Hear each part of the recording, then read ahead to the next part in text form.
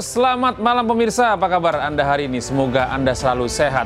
Dan pemirsa, kami awali informasi yang baru saja kami hadirkan adalah kecelakaan maut yang terjadi di Kabupaten Tuban, Jawa Timur.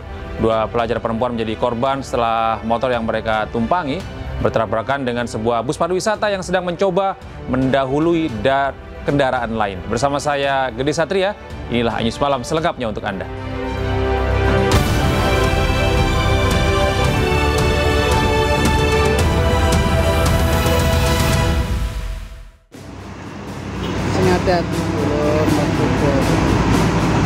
Kecelakaan maut terjadi di Jalan Raya Pantura Tuban, Surabaya, tepatnya di Desa Penidon, Kecamatan Pelumpang, Kabupaten Tuban, Jawa Timur.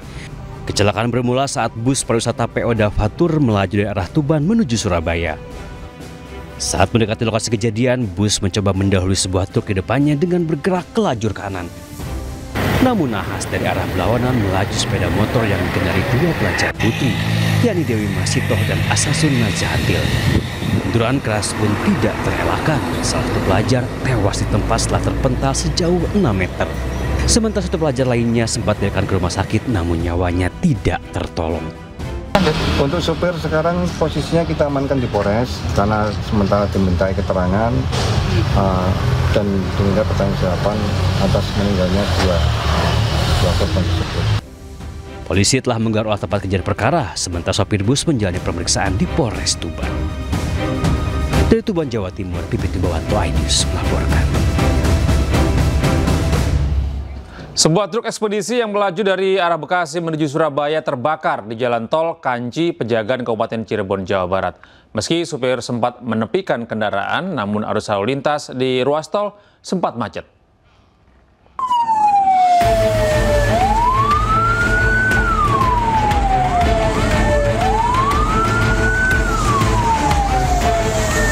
Api terus menyala dan menghanguskan truk ekspedisi di kilometer 221/400 ruas tol Kanci, Pejagan, Kabupaten Cirebon, Jawa Barat. Meski di bawah guyuran hujan, namun api tetap menyala dan membuat arus lalu lintas macet. Untuk memadamkan api, 4 unit pemadam kebakaran Kabupaten Cirebon dan pengelola tol Kanci, Pejagan dikerahkan ke lokasi. Menurut sopir, ia baru mengetahui jika kendaraannya terbakar setelah diteriaki oleh pengendara lain.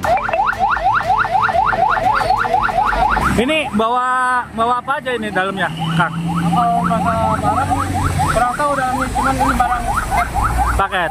Oh, truk ekspedisi. Rencana dari mana mau kemana, Kang? Dari Bekasi mau ke Surabaya.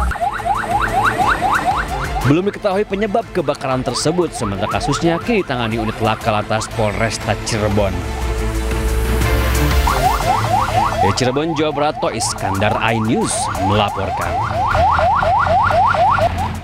Pemirsa, dalam kondisi masih memiliki ari-ari, bayi berjenis kelamin perempuan ditemukan warga tergeletak di teras rumah warga.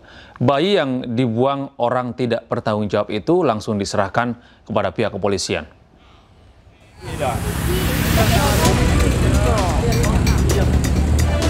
Bayi perempuan ini ditemukan warga di perumahan Puri Lestari, Kelurahan Paraklawe, Kecamatan Lubuk Begalung, Kota Padang, di atas sofa di teras rumahnya. Saat ditemukan, kondisi bayi masih memiliki ari-ari, bahkan tubuhnya belum sempat dibersihkan. Diduga bayi malang ini baru saja dilahirkan beberapa jam sebelum ditemukan pemilik rumah. Buang bayi. Nyo sedang menangis, awak tengok. Awak tengok Sabtu, awak imbau warga. Tidak mengetahui siapa orang tua si bayi, warga langsung menghubungi pihak RT. Warga menduga si bayi sengaja dibuang oleh orang tidak bertanggung jawab. Warga pun langsung melaporkan penemuan bayi ini ke pihak kepolisian. Tindak lanjut kita lakukan pertama, langkah awal kita melakukan cek TKP, koordinasi kita sama kawan-kawan di kantor, rekan pimpinan di Polsek. Alhamdulillah kita bersama masyarakat pemuda Palawas mengantisipasi hal yang tidak diinginkan, langsung kita bawa ke rumah sakit. Dan saya selaku anggota Polsek juga langsung berperan turun tangan, langsung membawa anak itu dan koordinasi dengan pihak bidan umum. Kasus ini sudah ditangani pihak Polsek Lubeng, Kota Padang, sementara polisi tengah memburu pelaku pembuang bayi. Dari Padang, Sumatera Barat, Budi Sunandar, iNews melaporkan. Sementara itu, Satuan Reserse Narkoba Polres Sumbawa, Polda NTB menggerebek kamar kos terduga pelaku pengedar narkoba antar provinsi. Polisi mengamankan pelaku dan barang bukti sabu yang dibawa dari Pekanbaru dengan cara disimpan di dalam organ vital.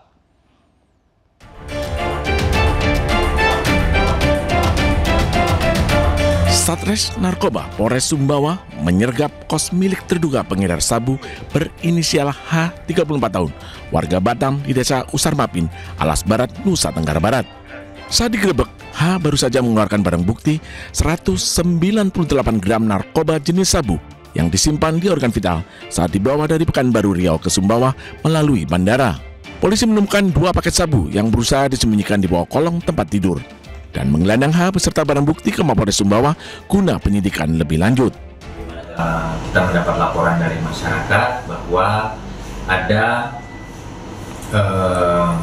pelaku tindak pidana narkoba sudah melakukan penangkapan dan penggeledahan di kamar kos tadi yang milik saudara N, dan ditemukanlah barang bukti terlampir ini. Yang satu ketemu di lantai sudah dalam keadaan terbuka dan satunya di bawah ranjang. Kini pengedar sabu yang mengaku mendapat upah 10 juta per paket dijerat dengan pasal narkotika dengan ancaman hukuman pidana mati atau penjara seumur hidup. Dari Sumbawa, Nusa Tenggara Barat, Topan Iswandi, iNews melaporkan.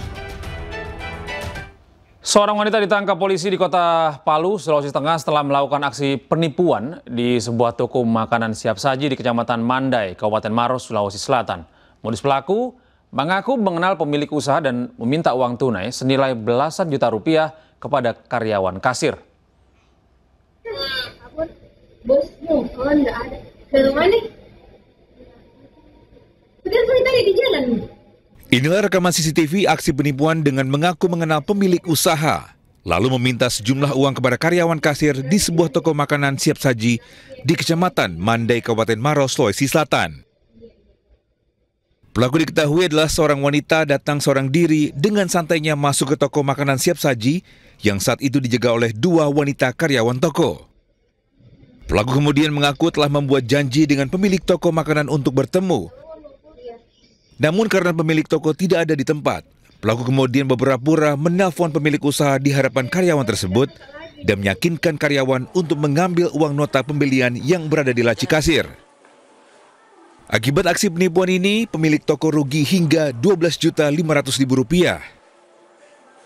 Jadi pelaku ini sudah sering melakukan aksinya. Jadi informasi bahwa pelaku baru sebulan keluar dari lembaga pemasyarakatan, kemudian melakukan aksinya lagi kembali di Kabupaten Maros. Jadi sasarannya itu adalah toko-toko yang UMKM seperti laundry, kemudian toko-toko yang menjual barang campuran, kemudian toko-toko penjual handphone, toko-toko penjual kartu handphone, semua dia sasar. Akibat perbuatannya, kini pelaku masih menjalani proses penyelidikan oleh pihak Polsek Mandai dan terancam pasal penipuan dan penggelapan dana ancaman di atas 5 tahun penjara. Dari Kabupaten Maros, Sulawesi Selatan, Wahyu Ruslan, iNews melaporkan. Pemirsa, viral oknum polisi terekam kamera warga memalak pengendara motor. Saat ini oknum polisi tersebut telah diamankan dan mendapat hukuman berguling di aspal.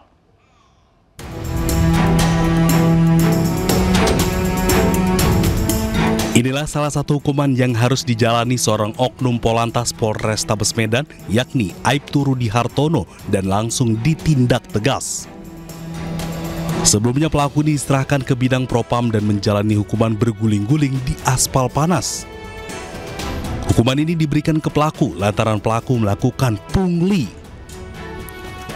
Aksinya pun terekam jelas dari video yang viral di media sosial dan menyesali perbuatannya dengan meminta maaf. Diberhentikan oleh yang bersangkutan, tapi tidak dilakukan penegakan hukum secara profesional. Ya, seharusnya kalau memang dia melakukan penegakan hukum, dia turun dari kendaraan, dia menghentikan orang tersebut, dia melakukan pemeriksaan baik itu surat-surat maupun kelengkapan lainnya terkait masalah kendaraannya. Tapi yang kita lihat sama-sama rekan-rekan mungkin sudah melihat tidak terjadi hal seperti itu dan ada indikasi memberikan uang sebesar 100.000. Warga Kota Medan, manakala tadinya saya banyak kesilapan dan kekurangan saya dalam bertugas, saya yakin ini adalah ujian bagi saya Karena kita manusia biasa, adalah petunjuk dari Tuhan Yang Kuasa untuk saya bisa menyadarkan diri di mana yang lebih baik untuk diri saya dalam saya berdinas. Menyesali perbuatan nggak, Pak? Besar-besarnya. Menyesali perbuatan nggak? Dan saya menyesali perbuatan saya, dan saya tidak akan berjanji mengulangi kembali perbuatan saya yang mencoreng institusi Polri. Demikianlah kata-kata dari saya selaku insan Polri yang tidak luput dari kekurangan dan kesilapan. Saya mohon maaf pada seluruh Kota Medan yang selama ini saya mungkin ada kesilapan. Saya mohon maaf yang sebesarnya. Atas perbuatannya, kini Aibtu Rudi Hartono telah ditempatkan di tempat khusus di Propam Polrestabes Medan untuk dilakukan pemeriksaan dan penegakan hukum lebih lanjut. Aibtu Rudi Hartono pun dikenakan pasal tentang Undang-Undang Kode Etik Profesi Polri. Dari Medan, Sumatera Utara, Adi Palapaharahap, iNews melaporkan. Pemirsa, seorang pemuda di Kabupaten Lamandau, Kalimantan Tengah tega menghabisi nyawa ibu kandungnya sendiri. Pelaku mengaku nekat melakukan pembunuhan karena sakit hati sang ibu lebih menyayangi anak perempuannya.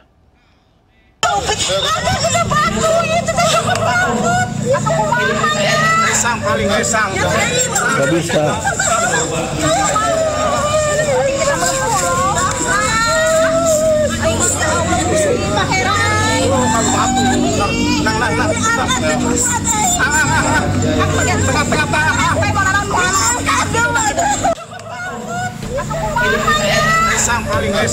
Tangis histeris keluarga pecah setelah mendapati Ratna, 48 tahun, tewas dibunuh bersimbah darah di perkebunan sawit di Kecamatan Bulik Timur, Kabupaten Lamandau, Kalimantan Tengah. Petugas Satreskrim Polres Lamandau bergerak cepat menangkap Samsuden, 30 tahun, pelaku pembunuhan yang merupakan anak kandung korban. Dari hasil pemeriksaan, pelaku mengaku membunuh ibu kandungnya karena sudah lama merasa sakit hati. Korban lebih menyayangi anak perempuannya. Sebelum melaksanakan aksinya, pelaku terlebih dahulu mengonsumsi obat batuk sebanyak 18 saset dan mengasah pisau dari rumah.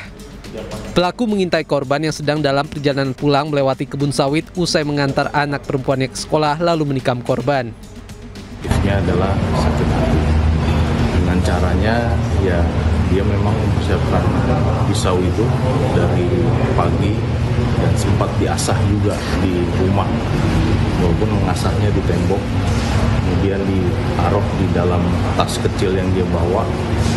Kemudian dia mengendap-endap melihat korban ini kapan lengahnya, pas kebetulan ingin kembali menuju rumahnya mengambil barang, korbannya langsung ditusuk dari belakang.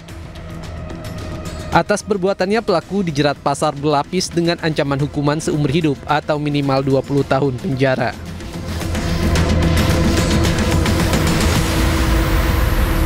Pemirsa, pegiat media sosial Dr. Tifa menyebut penyakit yang dialami Jokowi akibat stres berat. Informasi lengkapnya akan hadir sesaat lagi.